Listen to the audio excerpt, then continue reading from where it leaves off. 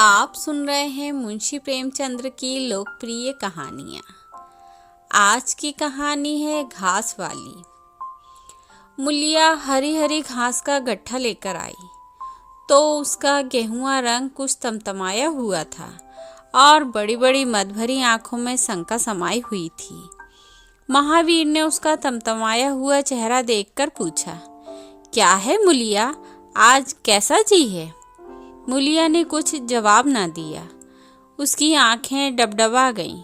महावीर ने समीप आकर पूछा, क्या हुआ, बताती क्यों नहीं? किसी ने कुछ कहा है? अम्मा ने डांटा? क्यों इतनी उदास है? मूलिया ने कहा, कुछ नहीं, हुआ क्या है, अच्छी तो हूँ। महावीर ने मूलिया को सिर से पांव तक देखकर कहा, चुपचाप रोएगी, बताएगी नहीं? मूलिया ने बात टालकर कहा, कोई बात भी हो, क्या बताऊं? मूलिया इस ऊसर गांव में गुलाब का फूल थी। गेहुआ रंग था, हिरन की सी आंखें, नीचे खिंचा हुआ चिबुक, कपोलों पर हल्की लालिमा, बड़ी बड़ी नुकीली पलकें, आंखों में एक विचित्र आर्द्रता जिसमें एक स्पष्ट वेदना, एक मूक व्यथा झलकती रहती थी। मालूम नहीं चमारों के इस घर में यह अप्सरा कहाँ से आ गई। क्या उसका कोमल फूल सा बदन इस योग्य था कि सिर पर घास की टोकरी रखकर बेचने जाती? उस गांव में भी ऐसे लोग मौजूद थे जो उसके तलवों के नीचे आंखें बिछाते थे, उसकी एक चितवन के लिए तरसते थे, जिनसे अगर वह एक शब्द भी बोलती तो निहाल हो जाते। लेकिन उसे आए साल भर से अधिक हो गया। किसी ने उसे युवकों की तरफ ताकते या बातें करते नहीं देखा। वह घास लिए निकलती तो ऐसा मालूम होता मानो उषा का प्रकाश सुनहरे आवरण से रंजित अपनी छटा बिखेरता जाता हो। कोई गजलें गाता, कोई छाती पर हाथ रखता, पर मूलिया नीची आंखें किए अपनी राह चली जाती। लोग हैरान होकर कहते, इतना अभिमान, महावीर में ऐसे क्या सुरखाप के पर लगे हैं? ऐसा अच्छा जवान भी तो नहीं है, न जाने यह कैसे उसके साथ रहती है। मगर आज ऐसी बात हो गई जो इस जाति की और युवतियों के लिए चाहे गुप्त संदेश होती। मूलिया के हृदय का शूल थी। प्रभात का समय था। पवन आम की बोर की सुगंधी से मतवाला हो रहा था। आकाश पृथ्वी पर सोने की वर्षा कर रहा था। मूलिया सिर पर झउआ रखे घास छीलने चली तो उसका गेहुआ रंग प्रभात की सुनहरी किरणों से कुंदन की तरह चमक उठा। एकाएक युवक चैन सिंह सामने से आता हुआ दिखाई दिया। मूलिया ने चाहा कि कतरा कर निकल जाए, मगर चैन सिंह ने उसका हाथ पकड़ लिया और बोला, मूलिया, तुझे क्या मुझ पर जरा भी दया नहीं आती? मूलिया का वह फूल सा खिला हुआ चेहरा ज्वाला की तरह दहक उठा। वह जरा भी नहीं डरी, जरा भी नहीं झिझकी। झउआ जमीन पर गिरा दिया और बोली, मुझे छोड़ दो, नहीं तो मैं चिल्लाती हूँ। चैन सिंह को आज जीवन में एक नया अनुभव हुआ। नीची जाति में रूप माधुर्य का इसके सिवा और काम ही क्या है? वह ऊंची जाति वालों का खिलौना बने। ऐसे कितने ही मौके उसने जीते थे, पर आज मूलिया के चेहरे का वह रंग, उसका वह क्रोध, वह अभिमान देखकर उसके छक्के छूट गए। उसने लज्जित होकर उसका हाथ छोड़ दिया। मूलिया वेग से आगे बढ़ गई। संघर्ष की गर्मी में चोट की व्यथा नहीं होती, पीछे से टीस होने लगती है। मूलिया जब कुछ दूर निकल गई तो क्रोध और भय तथा अपनी बेबसी का अनुभव करके उसकी आंखों में आंसू भर आए। उसने कुछ देर जज्ब किया, फिर सिसक सिसक कर रोने लगी। अगर वह इतनी गरीब न होती तो किसी की मजाल थी कि इस तरह उसका अपमान करता। वह रोती जाती थी और घास छीलती जाती थी। अगर उससे कह दे तो वह इस ठाकुर के खून का प्यासा हो जाएगा, फिर ना जाने क्या हो। इस ख्याल से उसके रोए खड़े हो गए। इसलिए उसने महावीर के प्रश्नों का कोई उत्तर न दिया। दूसरे दिन मूलिया घास के लिए ना गई। सास ने पूछा, तू क्यों नहीं जाती? और सब तो चली गई। मूलिया ने सिर झुकाकर कहा, मैं अकेले न जाऊंगी। सास ने बिगड़ कर कहा, अकेले क्या तुझे बाघ उठा ले जाएगा? मुलिया ने और भी सिर झुका लिया और दबी हुई आवाज से बोली, सब मुझे छेड़ते हैं। सास ने डांटा, ना तू औरों के साथ जाएगी ना अकेली जाएगी, तो फिर जाएगी कैसे? साफ साफ यह क्यों नहीं कहती कि मैं ना जाऊंगी? तो यहाँ मेरे घर में रानी बन के निभाना होगा। किसी को चाम नहीं प्यारा होता है, काम प्यारा होता है। तू बड़ी सुंदर है तो तेरी सुंदरता लेकर चाटूं? उठा झाबा और घास ला। द्वार पर नीम के दरख्त के साए में महावीर खड़ा घोड़े को मल रहा था। उसने मुलिया को रोनी सूरत बनाए जाते देखा, पर कुछ बोल न सका। उसका बस चलता तो मुलिया को कलेजे में बिठा लेता, आंखों में छिपा लेता, लेकिन घोड़े का पेट भी तो भरना जरूरी था। घास मोल लेकर खिलाए तो 12 आने रोज से कम न पड़े। ऐसी मजदूरी ही कौन होती है? मुश्किल से 1.5-2 रुपए मिलते हैं, वह भी कभी मिले कभी ना मिले। जब से सत्यानाशी लॉरियां चलने लगी हैं, इक्के वालों की बधिया बैठ गई हैं। कोई सेंध भी नहीं पूछता। महाजन से 150 रुपए उधार लेकर इक्का और घोड़ा खरीदा था, मगर लॉरियों के आगे इक्के को कौन पूछता है? महाजन का सूद भी तो न पहुंच सकता था, मूल का कहना ही क्या। ऊपरी मन से बोला, ना मन हो तो रहने दे, देखी जाएगी। इस दिलजोई से मुलिया निहाल हो गई। बोली, घोड़ा खाएगा क्या? आज उसने कल का रास्ता छोड़ दिया और खेतों की मेड़ों से होती हुई चली। बार बार सतर्क आंखों से इधर उधर ताकती जाती थी। दोनों तरफ ऊख के खेत खड़े थे। जरा भी खड़खड़ाहट होती तो उसका जी सन्न हो जाता। कहीं कोई ऊख में छिपा ना बैठा हो, मगर कोई बात ना हुई। ऊख के खेत निकल गए, आमों का बाग निकल गया, सींचे हुए खेत नजर आने लगे। दूर के कुएं पर पुर चल रहा था। खेतों की मेड़ों पर हरी हरी घास जमी हुई थी। मुलिया का जी ललचाया। यहाँ आध घंटे में जितनी घास छील सकती है, सूखे मैदान में दोपहर तक न छील सकेगी। यहाँ देखता ही कौन है? कोई चिल्लाएगा तो चली जाऊंगी। वह बैठकर घास छीलने लगी और 1 घंटे में उसका झाबा आधे से ज़्यादा भर गया। वह अपने काम में इतनी तन्मय थी कि चैन सिंह के आने की खबर ही न हुई। एकाएक उसने आहट पाकर सिर उठाया तो चैन सिंह खड़ा था।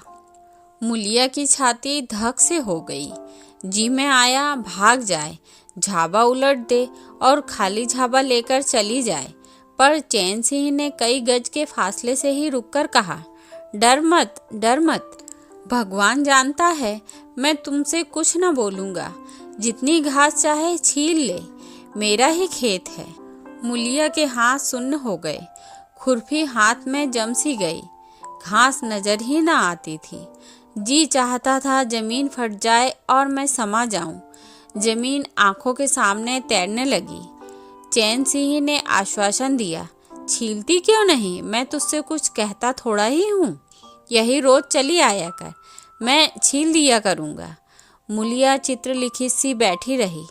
चैन सिंह ने एक कदम और आगे बढ़ाया और बोला, तू मुझसे इतना डरती क्यों है? क्या तू समझती है मैं आज भी तुझे सताने आया हूँ? ईश्वर जानता है, कल भी तुझे सताने के लिए मैंने हाथ नहीं पकड़ा था। तुझे देखकर आप ही आप हाथ आगे बढ़ गए। मुझे कुछ सुध ही नहीं रही। तू चली गई तो मैं वहीं बैठकर घंटों रोता रहा। जी में आता था हाथ काट डालूं, कभी चाहता था जहर खा लूं। तभी से तुझे ढूंढ रहा हूँ। आज तू इसी रास्ते से चली आई। मैं सारा हार छानता हुआ यहाँ आया हूँ। अब जो सजा तेरे जी में आए दे दे। अगर तू मेरा सिर भी काट ले तो गर्दन न हिलाऊंगा।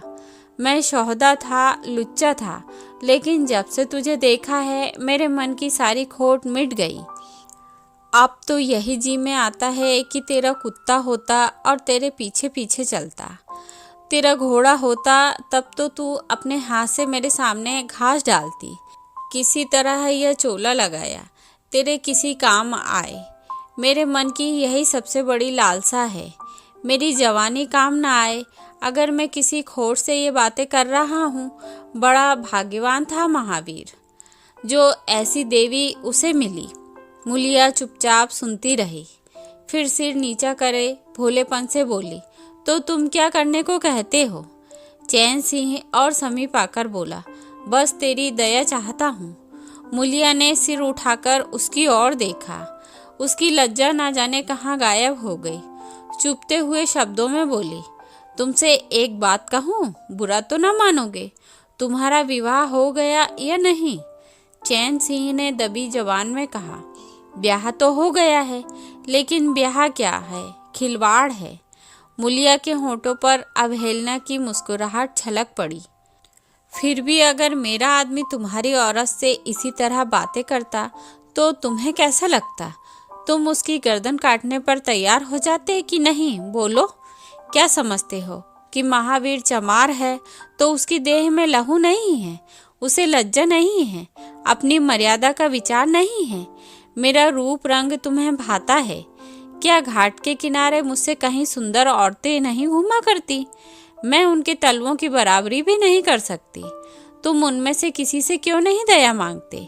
क्या उनके पास दया नहीं है? मगर वहां तुम न जाओगे, क्योंकि वहां जाते तुम्हारी छाती दहलती है। मुझसे दया मांगते हो इसलिए न कि मैं चमारिन हूँ, नीच जाति की हूँ, और नीच जाति की औरत जरा सी घुड़की धमकी या जरा से लालच में तुम्हारी मुट्ठी में आ जाएगी। कितना सस्ता सौदा है, ठाकुर हो ना, ऐसा सस्ता सौदा क्यों छोड़ने लगे? चैन सिंह लज्जित होकर बोला, मुला यह बात नहीं है, मैं सच कहता हूँ, इसमें ऊंच नीच की बात नहीं है। सब आदमी बराबर हैं। मैं तेरे चरणों पर सिर रखने को तैयार हूँ मुलिया, इसलिए न कि जानते हो मैं कुछ कर नहीं सकती। जाकर किसी खतरानी के चरणों पर सिर रखो तो मालूम हो कि चरणों पर सिर रखने का क्या फल मिलता है। फिर यह सिर तुम्हारी गर्दन पर न रहेगा। चैन सिंह मारे शर्म के जमीन में गड़ा जाता था। उसका मुंह ऐसा सूख गया था मानो महीनों की बीमारी से उठा हो। मुंह से बात ना निकलती थी। मुलिया इतनी वाक्पटु थे, इसका उसे गुमान न था। मुलिया फिर बोली, मैं भी रोज बाजार जाती हूँ, बड़े बड़े घरों का हाल जानती हूँ। मुझे किसी बड़े घर का नाम बता दो जिसमें कोई साइस, कोई कोचवान, कोई कहार, कोई पंडा, कोई महाराज न घुसा बैठा हो। यह सब बड़े घर की लीला है, और वे औरतें जो कुछ करती हैं ठीक करती हैं। उनके घरवाले भी तो चमारिनों और कहारिनों पर जान देते फिरते हैं। लेना देना बराबर हो जाता है। बेचारे गरीब आदमियों के लिए यह बातें कहाँ। मेरे आदमी के लिए संसार में जो कुछ हूँ मैं हूँ। वह किसी दूसरी मेहरिया की ओर आंख उठाकर भी नहीं देखता। संयोग की बात है कि मैं तनिक सुंदर हूँ, लेकिन काली कलूटी भी होती तब भी वह मुझे इसी तरह रखता। इसका मुझे विश्वास है। मैं चमारिन होकर भी इतनी नीच नहीं हूँ कि विश्वास का बदला खोट से दूं। हाँ, वह अपने मन की करने लगे, मेरी छाती पर मूंग दलने लगे तो मैं भी उसकी छाती पर मूंग दलूंगी। तुम मेरे रूप के ही दीवाने हो ना। आज मुझे माता निकल जाए, कानी हो जाऊं तो मेरी ओर ताकोगे भी नहीं। बोलो, झूठ कहती हूँ? चैन सिंह इनकार न कर सका। मुलिया ने उसी गर्व से भरे हुए स्वर में कहा, लेकिन मेरी एक नहीं, दोनों आंखें फूट जाएं, तब भी वह मुझे इसी तरह रखेगा। मुझे उठाएगा, बिठाएगा, खिलाएगा। तुम चाहते हो मैं ऐसे आदमी के साथ कपट करूं? जाओ, अब मुझे कभी न छेड़ना, नहीं अच्छा न होगा।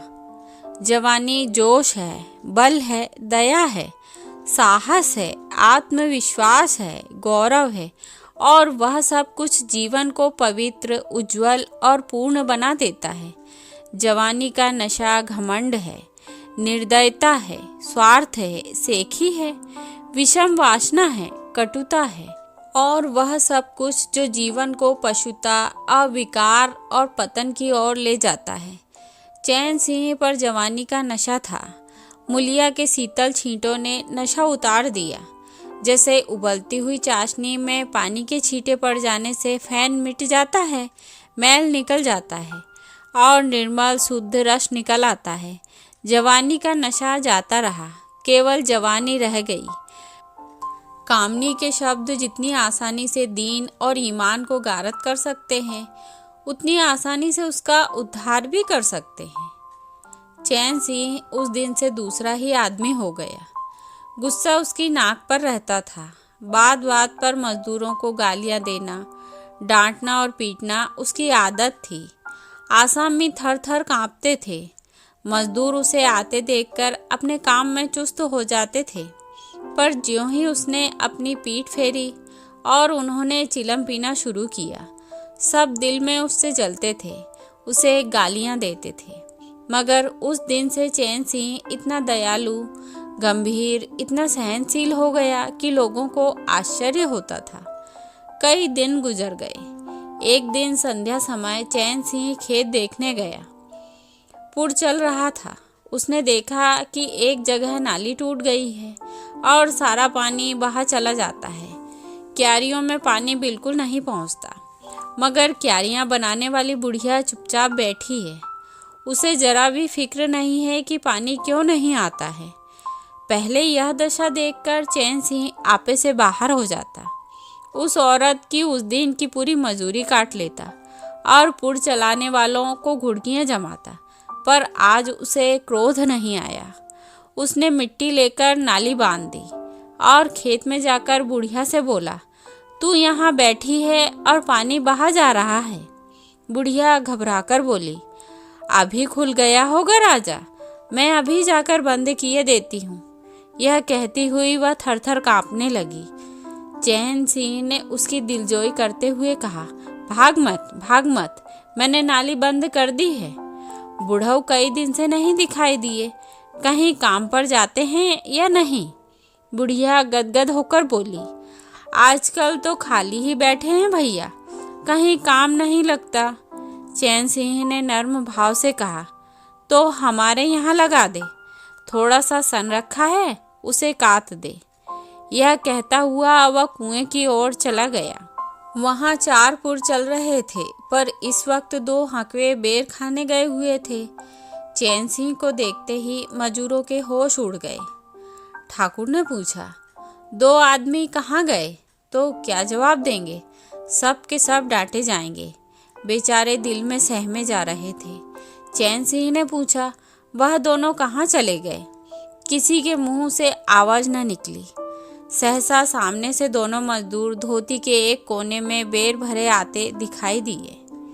चैन सिंह पर निगाह पड़ी तो दोनों के प्राण सूख गए, पांव मन भर के हो गए। अब न आते बनता है न जाते बनता है।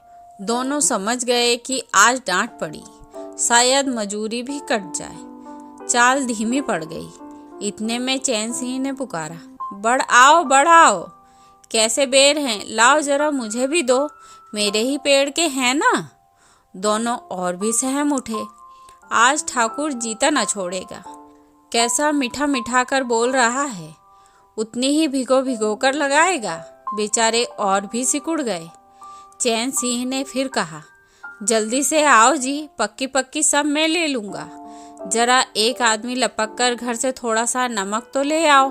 बाकी दोनों मजूरों से, तुम भी दोनों आ जाओ, उस पेड़ के बेर मीठे बहुत हैं। बेर खा लें, काम तो करना ही है। अब दोनों भगोड़ों को कुछ ढाढ़स हुआ। सबों ने आकर सब बेर चैन सिंह के आगे डाल दिए और पक्के छांटकर उसे देने लगे। एक आदमी नमक लाने दौड़ा। आधे घंटे तक चारों पुर बंद रहे। जब सब बेर उड़ गए और ठाकुर चलने लगे तो दोनों अपराधियों ने हाथ जोड़कर कहा, भैया जी, आज जान बख्शी हो जाए, बड़ी भूख लगी थी, नहीं तो कभी न जाते। चैन सिंह ने नम्रता से कहा, तो इसमें बुराई क्या हुई, मैंने भी तो बेर खाए। 1 आध घंटे का हर्ज हुआ, यही ना। तुम चाहोगे तो घंटे भर का काम आधे घंटे में कर दोगे, न चाहोगे तो दिन भर घंटे भर का काम ना होगा। चैन सिंह चला गया तो चारों बातें करने लगे। एक ने कहा, मालिक इस तरह रहे तो काम करने में भी जी लगता है, यह नहीं कि हरदम छाती पर सवार। दूसरा, मैंने तो समझा आज कच्चा ही खा जाएंगे। तीसरा, कई दिन से देखता हूँ मिजाज बहुत नरम हो गया है।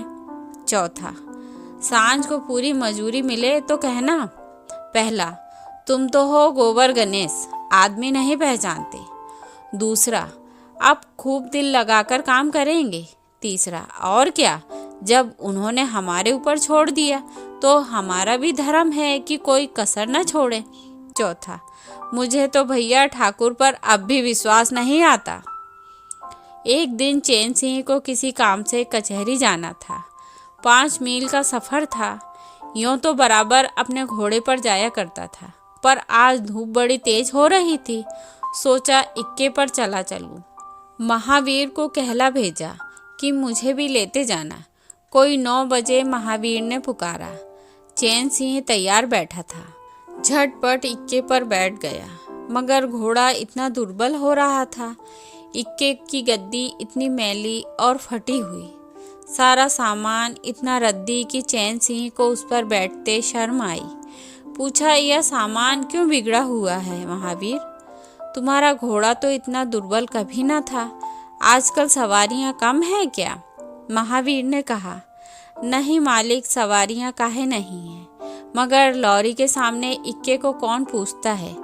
कहाँ 2, 2.5, 3 की मजूरी करके घर लौटता था, कहाँ अब 20 आने भी नहीं मिलते। क्या जानवर को खिलाऊं, क्या आप खाऊं?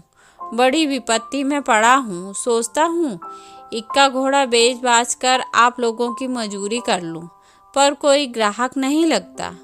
ज़्यादा नहीं तो 12 आने तो घोड़े को चाहिए, घास ऊपर से। अब अपना ही पेट नहीं चलता तो जानवर को कौन पूछे।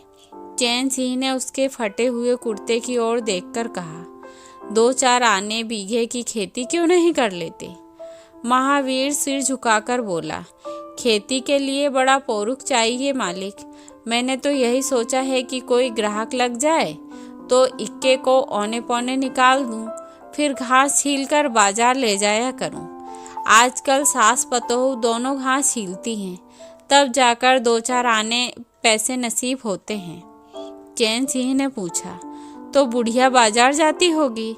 महावीर लजाता हुआ बोला, नहीं भैया, वह इतनी दूर कहाँ चल सकती हैं, घरवाली जाती है। दोपहर तक घास छीलती है, तीसरे पहर बाजार जाती है, वहाँ से घड़ी रात गए लौटती है। हलकान हो जाती है भैया, मगर क्या करूं, तकदीर से क्या जोर।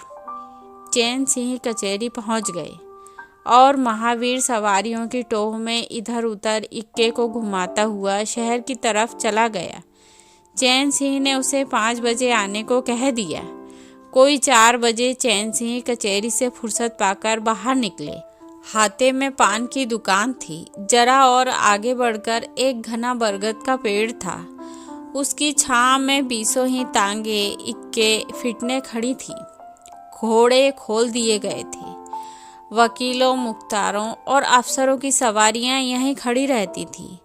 चैन सिंह ने पानी पिया, पान खाया और सोचने लगा, कोई लॉरी मिल जाए तो जरा शहर चला जाऊं, कि उसकी निगाह एक घास वाली पर गई। सिर पर घास का झाबा रखे साइसों से मोल भाव कर रही थी। चैन सिंह का हृदय उछल पड़ा। यह तो मुलिया है। बनी ठनी एक गुलाबी साड़ी पहने कोचवानों से मोल भाव कर रही थी। कई कोचवान जमा हो गए थे। कोई दिल लगी करता था, कोई घूरता था, कोई हंसता था। एक काले कलूटे कोचवान ने कहा, मुला, घास तो अधिक से अधिक 6 आने की है।